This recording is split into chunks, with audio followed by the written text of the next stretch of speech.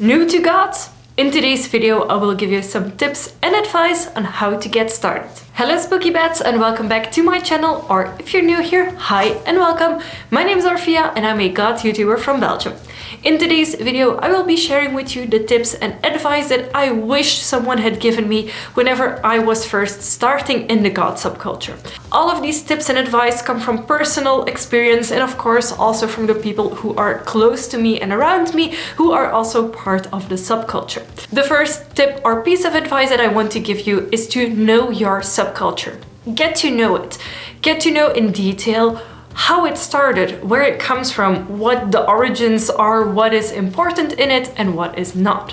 I don't mean with this that you have to read every single book about the goth subculture or write an entire thesis about it, but at least know the basics. Know that it is a music-based subculture. Once you know where it comes from, you will know how it evolved into how it is nowadays. And this is absolutely not me trying to gatekeep, but I think it is very important that if you want to be part of the goth subculture, that you at least know what it is.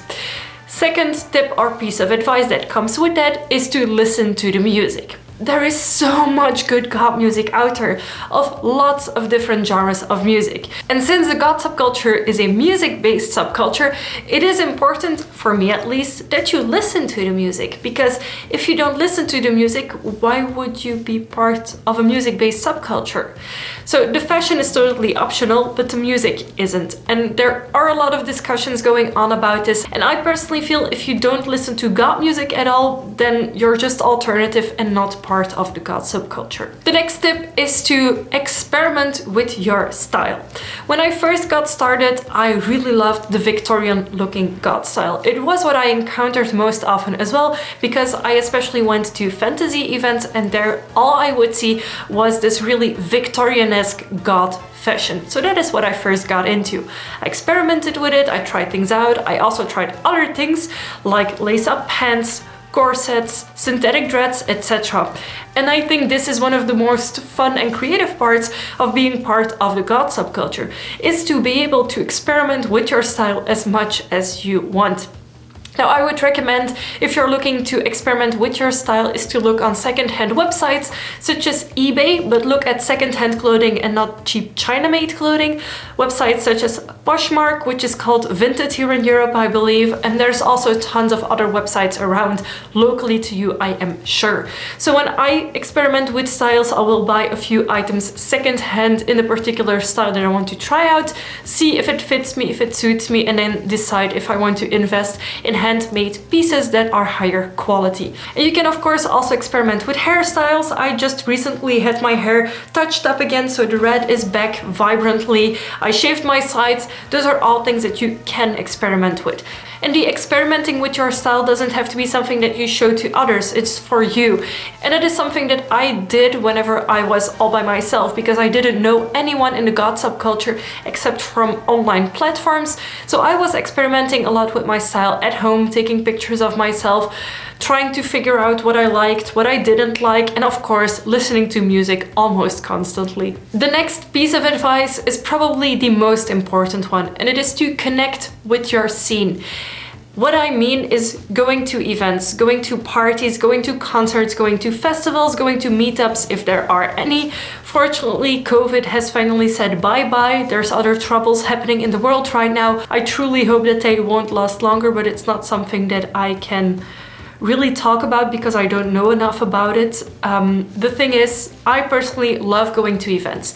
I met some of my very best friends going to goth parties. They are still my best friends to this day, so that is really nice. However, I do realize that not everyone has a local goth scene. So there are also websites on which you can connect. There used to be a very good website which was called Vampire Freaks. Unfortunately, it doesn't exist anymore, and there is not really an alternative. So what I would recommend is looking at online events. There's often online DJ events. Those are happening on Twitch more often, I know. I know there is something you can do to connect with other goths around you, whether they are local or not, because honestly, with the internet, we can connect worldwide. And then the final piece of advice, which applies to each and every person on this planet, but honestly, sometimes I have to tell you things that are really obvious, and it is to be kind to others. Be kind to people who have been in the goth scene longer, people who are newer than you, people who have no clue what it is, people who don't understand you, random people on the street. Just be kind. Be kind, be respectful. I think being kind and having respect for each other is so important, and I think it's one of the main values that most people that I know carry out true in the goth scene. We are all friends, we all know each other, even if it's just from seeing each other frequently. Even if I don't know someone's name, I will always be very kind to them. We dance together, we laugh together, we go to the same events, we listen to the same music, we belong to the same subculture. That doesn't mean that you have to be everyone's best friend, don't get me wrong, but just be kind to people. And also know that not everyone might be as accepting of you getting into goth from the start, because my family was quite worried at first, but once they knew that it was a music-based subculture, their worries went away. So talk to the people close to you. If they don't understand why you're doing this, talk to them, explain to them what it is. It will really help them know that you're not doing this for attention. It will help them know that this is what you enjoy and that belonging to the goth subculture is what makes you happy. Because for me personally, it's a place of belonging. It is where I feel at home. And then of course there's random people on the street who might shout at you, who might not understand. Try and ignore them if you can, or try and reply politely. It is absolutely not necessary to yell back at them.